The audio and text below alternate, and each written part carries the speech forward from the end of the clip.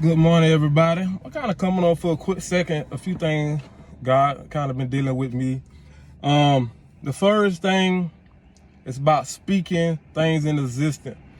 God said you have to make sure that you know your tongue is a powerful thing. And you got to make sure you know whatever you speak, it shall come in existence.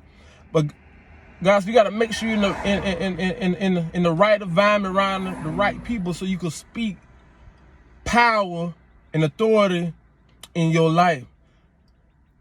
Whatever you speak is life to death. So you got to make sure you speak in life within yourself, your kids, your situation, within everything.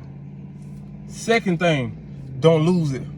God say, don't lose your confidence in this season. Don't lose hope. Don't lose your faith. Don't lose your voice.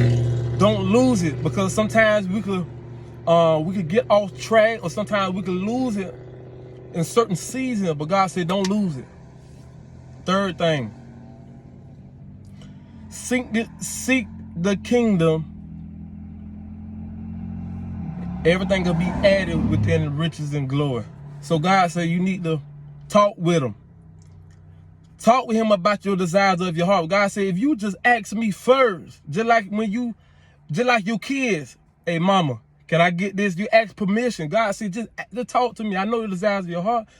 If you ask me and just tell me, God said, I will give you the desires of your heart.